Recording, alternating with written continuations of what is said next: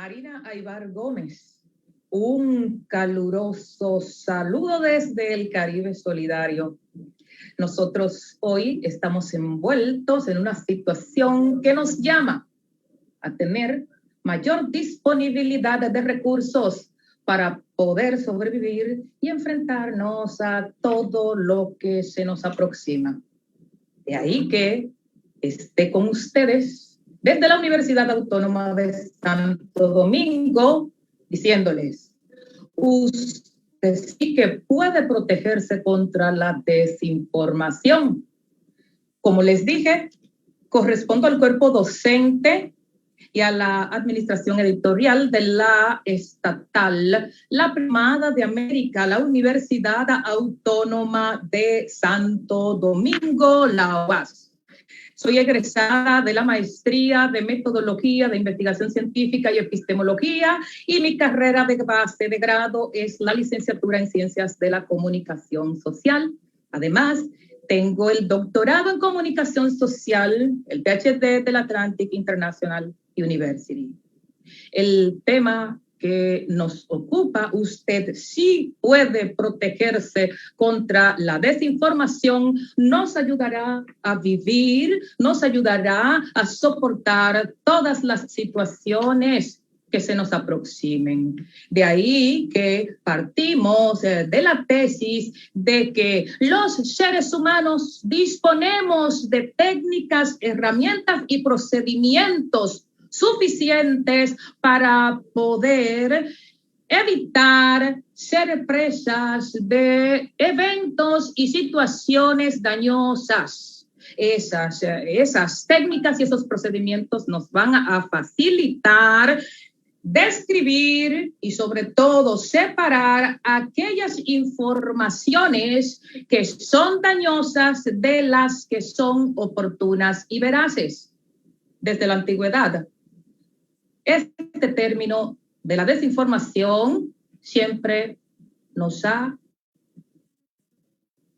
enfrentado, siempre ha estado presente tratando de dominarnos, mas corresponde saber que en momentos y situaciones diversas, esto que llamamos desinformación nos ha afectado a tal punto que ha puesto en peligro nuestras vidas.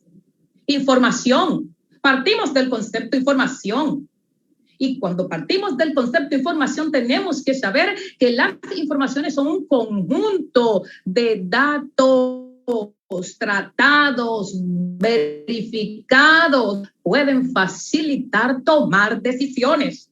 El término anterior que pronuncié, desinformación, es todo lo contrario. Un conjunto de datos engañosos donde el emisor tiene una actitud malintencionada, tiene unos objetivos claros y eso la mayoría de los consumidores, la mayoría de las veces, no nos damos cuenta. Por lo tanto, las informaciones en nuestro ámbito cotidiano se asume que el comunicador social tiene fe pública. Tiene fe pública para buscar, procesar y transmitir información por cualquier medio de expresión. Bueno, la comunicación masiva tiene la fortaleza de que está elaborada, se asume elaborada porque hay unas reglamentaciones que imponen al comunicador social actuar con veracidad, con oportunidad, con interés humano y sobre todo sin dañar a la humanidad. Ustedes nunca van a ver que el periodismo promueve la guerra o que promueve la muerte. No debería ser en teoría.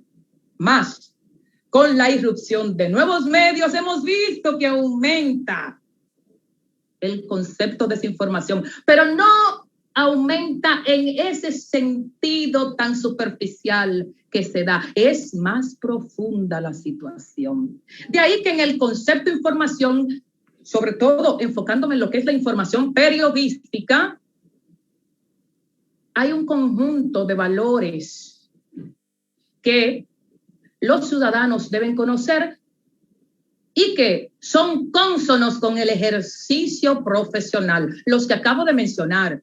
Toda información periodística, y cuando digo información periodística, estoy reiterando que los medios masivos de comunicación tienen el gran beneficio de llegar simultáneamente a públicos amplios, públicos dispersos y públicos distintos o heterogéneos. De ahí que el proceso de transmisión de información desde los medios masivos de comunicación impacta simultáneamente a múltiples conglomerados en las escalas nacionales, mundiales y regionales, por lo que el ejercicio periodístico tiene un conjunto de valores que es menester asumir desde el ejercicio profesional. Con la irrupción de los nuevos medios, vamos a ver otras situaciones que es menester tener en cuenta. Por lo tanto, la información periodística ha de ser veraz, ha de responder a la verdad, ha de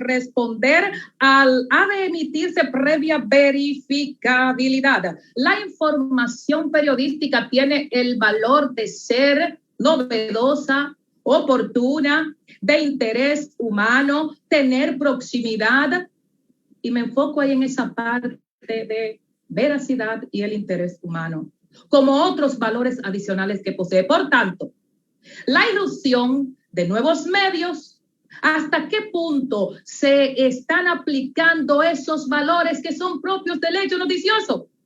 Bueno, pues, en la medida en la cual no se aplican esos valores propios del hecho noticioso, entonces habrá un caldo de cultivo, un escenario amplio y propicio para todo lo que es la desinformación. Entonces, en ese punto, repito, existen diversas técnicas, herramientas y procedimientos que es menester trabajar en el día a día para que no seamos presos y presas de lo que es la desinformación. Por lo tanto, ¿qué nosotros debemos decir? ¿Cuáles situaciones nosotros tenemos que tomar en cuenta? Que el proceso de desinformación se va a dar a nivel de emisión, es decir, a nivel de producción de información, y también en el nivel de recepción de la información. Entonces, cuando hablamos de desinformación, sea el periodista o sea el que se ejerce desde el ámbito ciudadano con los nuevos medios, que muchas veces resulta ese ejercicio luciferino por no conocer estos valores propios del hecho noticioso, entonces nosotros nos enfrentamos a procesos donde el emisor tiene interés marcado en dañar, tiene unos propósitos muy claros de tergiversar lo que está transmitiendo, y eso se va a dar, señoras y señores, a nivel no solo de medios, a nivel no solo del ejercicio individual por los nuevos medios, también y fundamentalmente de estado a estado. Se va a dar, como lo hemos visto, se va a dar de empresas hacia el Estado, del Estado hacia las corporaciones empresariales, desde aquellos hacia la gran masa ciudadana mundial. Y eso hay que conocerlo para que no nos dejemos envolver, porque estos procesos que son contrarios a la información como tal, estas situaciones que son distorsiones del proceso, sencillamente van a crear nuevos corruptos en oposición a otros corruptos o en ocultamiento a otros corruptos, y sobre todo van a utilizar procesos y situaciones de salud para acorralar a los ciudadanos. Lo que no conocemos, a eso le tememos. Pues conozcamos lo que es la desinformación para que no seamos presos presos y presas de esas situaciones. Por lo tanto, hoy más que nunca se está hablando del proceso desinformativo a tal grado que se ha llegado a propalar el periodismo falso.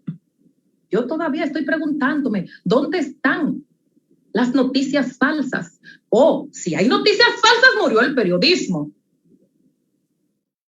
Entonces, cuidado con los términos que utilizamos. Cuidado con los términos que utilizamos, porque en el ámbito periodístico, en teoría, hay 3 niveles: el informativo, el que sigue a continuación, el opinativo, y el periodismo de investigación o periodismo del tercer nivel de la interpretación periodística, de interpretación de la información periodística. Entonces, hay que tener cuidado con aquello de que el periodismo ha muerto, porque si decimos que el periodismo ha muerto, ¿no les parece que eso es demasiado emoción? Entonces murió la institucionalidad, porque no solo el periodismo, también la institucionalidad es presa del proceso desinformativo. Entonces, sabiendo que existen esos 3 niveles de la expresión periodística, fíjense que ¿cómo podemos desentrañar que el periodismo, qué es el periodismo? Bueno, el maestro Teun Van Dijk habla de que el proceso de emisión de las noticias también es subjetivo, porque hasta ahora la mayoría, el conglomerado, podría argumentar que el periodismo per se es objetivo. Bueno, el maestro Teun Van Dijk dice la emisión de las noticias también es subjetivo. ¿Por qué? ¿Por qué se publica esta parte y no se publica otra? Entonces dice, es un proceso subjetivo, porque lo que es la noticia es el resultado de el resumen de los textos. La nota de prensa que envió la institución, la entidad estatal, la persona interesada, el informe. Entonces, en el tratamiento periodístico de la información, sí, al existir el tratamiento, y ahí esa opinión de Teun Van Dijk es reforzada por otro autor de los años 85-86, Josep María Casasus, donde él dice que hay operaciones fundamentales en el proceso de producción de información en los medios.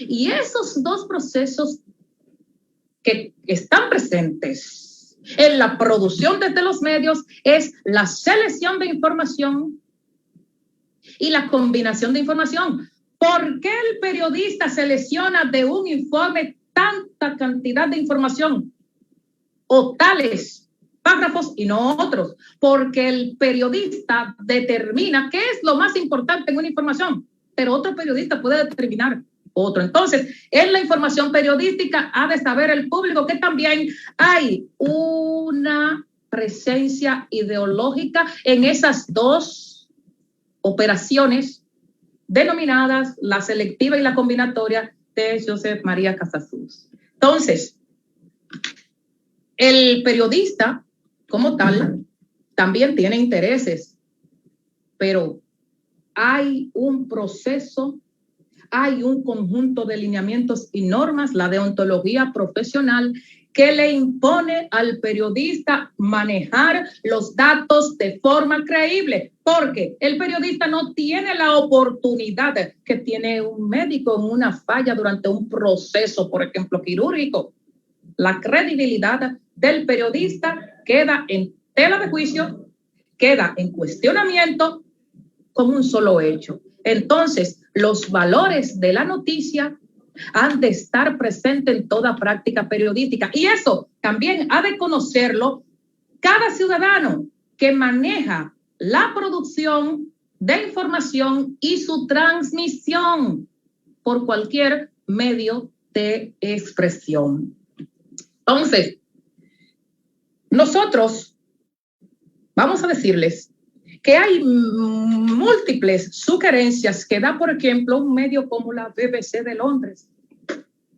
El medio BBC de Londres va a argumentar de cuáles son los valores fundamentales que ellos van a tomar en cuenta. Y a mí me parece un perfecto ejemplo para discutir, para chequear, para cuestionar y, ¿por qué no?, para aplicar, visto el alcance continental que tiene este medio y vista su práctica misma. Entonces, características de los medios. En esta parte, resumiendo, los medios producen información y esa producción de información también está bordeada por ideologías. Esa producción de información de los medios también tiene intereses, pero ¿qué debe hacer el ciudadano? Es sencillo. El hecho de que los medios masivos de comunicación tengan intereses permeados precisamente por su operación económica, los medios, recuerden que dependen de publicidad también. Pues, ¿qué puede hacer el ciudadano? Contrastar la información que recibe de ese medio con las informaciones que emiten otros medios. Por tanto, ese es en el campo de lo que es la recepción de información desde los medios que tienen los ciudadanos a nivel del mundo. Contrastabilidad de la información de los medios. Ese es un punto importante en el proceso de recepción. Usted debe buscar opiniones, sobre todo valoraciones, interpretaciones de esa información dada por agentes, actores que tienen posturas contrarias. Por lo tanto, contrastar las informaciones desde varios medios, más buscar las orientaciones de los entes, líderes de opinión con posturas contrarias y asumir usted su propia valoración. Porque las agencias de verificación de información no pueden pensar por usted. Jamás. Entonces, usted tiene un compromiso con usted y con la democracia del mundo, no solo de su país. ¿No les parece? Por tanto, ¿qué podríamos nosotros ver en este proceso y que nos está arropando? Fíjense, esto que llamamos desinformación puede caer en lacerar la democracia, la libertad que tenemos de interacción, de actuación y los derechos fundamentales. Todas las normativas internacionales dicen que tenemos derechos, y uno de esos derechos es el derecho a la información. Podríamos estar lacerando nosotros mismos con nuestra falta de información y con la ausencia de mecanismos que nos permitan contrastar la información en precisamente reducir lo que es el acceso a diversas fuentes. Podríamos estar lacerando progresivamente ese derecho que tenemos de buscar, producir y difundir información por cualquier medio de expresión, gráfico, oral, cualquier multimedio. No nos situamos en el peligro que significa no disponer de herramientas que nos permitan captar cuando un hecho ha sido verificado o cuando hay una manipulación de una información.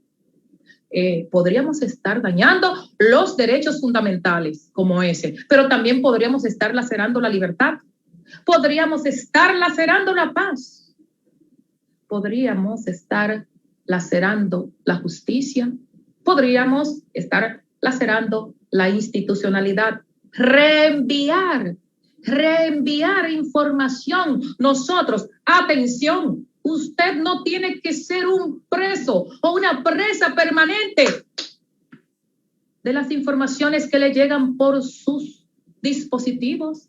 Escoja sus horas. A los hechos, no se deje abrumar por los hechos. Usted tiene que disentir, escoger, pero además escoger fuentes que usted considera que son confiables. Porque esos hechos usted los va a contratar con lo que producen otros hechos. Repito, no se haga preso de las agencias de verificabilidad. Usted también puede ser su propio verificador de datos, de hechos y de acontecimientos. Usted no está obligado a estar 24 horas frente a un dispositivo buscando y siendo preso de información. Eso sí, lo que va a reenviar, usted tiene que confirmarlo también. Confirme, verifique y no se haga preso. Porque de lo que estamos hablando, señores, es que nosotros mismos con nuestro mal manejo, muchas veces por omisión, no por comisión, estamos dañando las personas, estamos dañando las instituciones, nos estamos dañando nosotros mismos y estamos dañando nuestros derechos como seres humanos. No tenemos derecho a linchar reputaciones. No tenemos derecho a permanecer desinformados. Lo que usted recibe, contrástelo. Contrástelo. Contrastarlo es comparar con otra fuente que haya tenido la información. Pero sobre todo, la manipulación es parte de lo que es el proceso de la desinformación. Es resultado. La manipulación es también objetivo del que desinforma. Entonces, usted tiene que evitar ser manipulado. Usted tiene que tener un cuestionamiento crítico de lo que recibe. Entonces, cuando está en peligro una persona, está en peligro toda la humanidad. Y usted también tiene que ser responsable con su búsqueda, producción y divulgación de información.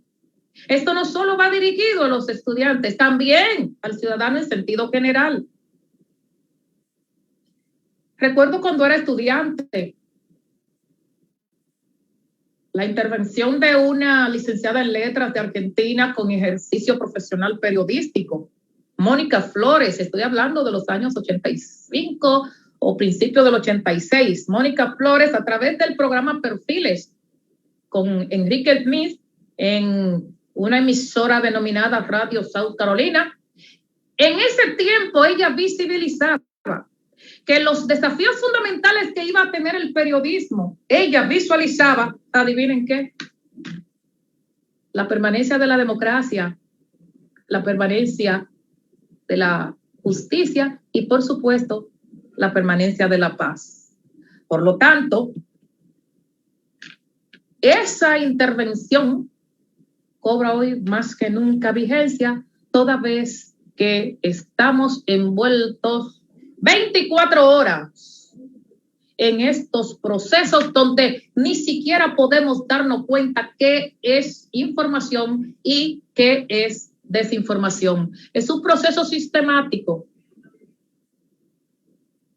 El que desinforma va construyendo y va trabajando por fases, mas nosotros tenemos que estar prestos para descubrir esa situación. Por lo tanto, las características fundamentales de lo que es el proceso informativo, y aquí voy concluyendo, han de tomarse en cuenta.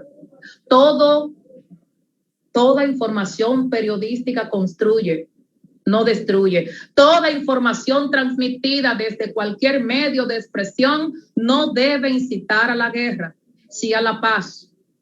Los medios de comunicación, las informaciones, el momento actual, no pueden ser utilizadas para dañar reputaciones, porque entonces estaremos confundiendo el periodismo con el ejercicio propagandístico. Estaremos confundiendo el ejercicio ciudadano, el ejercicio informativo o el derecho a la información, el derecho a la producción, el derecho a la búsqueda, el derecho a la difusión de los ciudadanos con procesos propagandísticos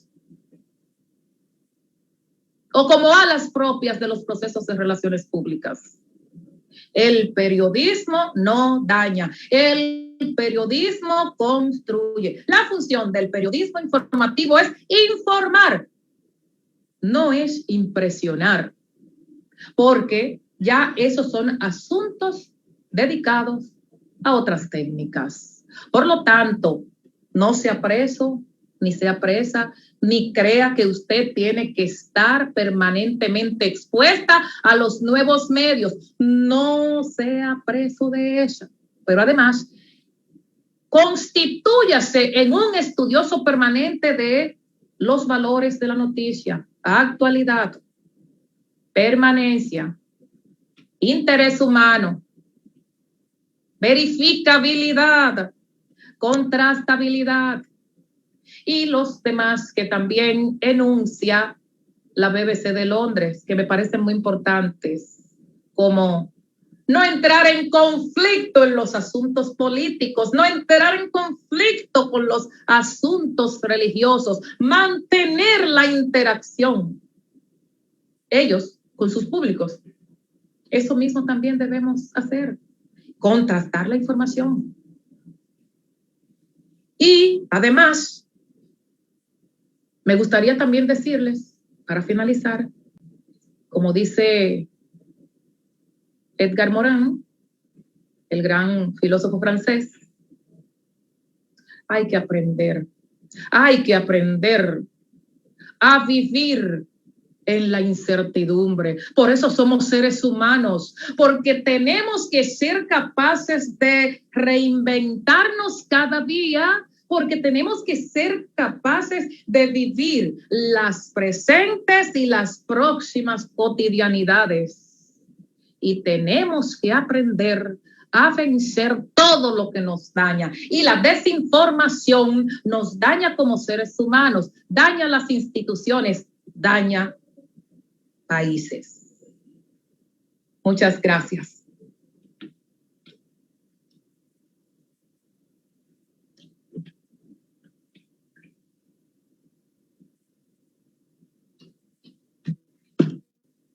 Bien, por ejemplo, ya cayendo un poco en inquietudes que estamos mirando por acá, de si debemos creerles a ciega a los medios de comunicación o también si ellos pueden dar noticias falsas. Claro que sí. Por esa condición excelente que tienen para la construcción misma, llegar simultáneamente a públicos diferentes, grandes y distintos, precisamente los periodistas también son presas fáciles de procesos propagandísticos cobijados de información periodística. Los periodistas son tomados también, en su buena fe, son manipulados. Sí, pero el periodista recibe en su plan de estudios la formación suficiente que le va a permitir impedir ser manipulado. Desde los medios de comunicación, claro que sí, que se pueden dar informaciones falsas. Aquí en mi país, por ejemplo, aquí en mi país llegó un tanque militar que nunca ni ha existido por asomo y estaba en una provincia y fue publicado en la primera plana de un diario que luego pidió perdón. Pero lo mismo pasó también con ciudadanos que si le pusieron grilletes, no le pusieron grilletes y apareció en una foto sin grilletes y le pusieron grilletes. Pero además, se acaban de construir procesos como que un funcionario golpeó a otra empleada pública y nunca apareció la empleada pública hablando. Me refiero al caso de un diputado que golpeó a una empleada pública, a una militar. Nunca apareció la militar hablando. Nunca apareció el acta médica legal y el diputado fue linchado. Y él decía, sí, yo le di, si alguien me prueba que yo le di, por favor, yo renuncio inmediatamente. No le dio, señores, no le dio. Pero así pasa también a nivel mundial. Se fabrican hechos desde los grandes medios de comunicación. Y quiero decir aquí que sí, que el periodista también es sorprendido. Pero recuerden algo que dije al principio, la información es un producto ideológico. Pero además, ¿qué quiero decirles? Hoy no tuvo el Supremo Tribunal Federal de Brasil que intervenir al gabinete del odio. Y eso es una instancia oficial. Desde los gobiernos, desde los medios de comunicación, también se fabrican no solo informaciones falsas, gabinetes completos de odio. Quiero saludar a quienes están también presentes precisamente desde Chile, desde la República Dominicana. Gracias, querido Perú. Gracias, querido México también. Gracias, querida Universidad Autónoma de Santo Domingo, que también están presentes en el evento. Y me siento mucho más que agradecida de todos. Gracias por la región oriental de la República Dominicana, muy conocida en el mundo. Señores, la provincia de la Altagracia es donde está Punta Cana. Pues ahora mismo, desde Punta Cana también nos están observando. Claro, esta es una situación, así como nosotros tenemos la obligación de observar y nutrirnos, por ejemplo, en disciplina ciudadana, en esto que se llama desinformación, nosotros también tenemos que aprender a detectar eso que nos hace daño. Tenemos que detectarlo, pero sobre todo manejar el proceso informativo desde los valores propios como tales y no asumir que el periodismo ha muerto. Y esto se lo estoy diciendo a los que estudian periodismo. Recuerden que ustedes son los llamados a decirle al mundo que el periodismo no ha muerto, así como el ejercicio de periodistas que precisamente por ellos existen ojos en el mundo.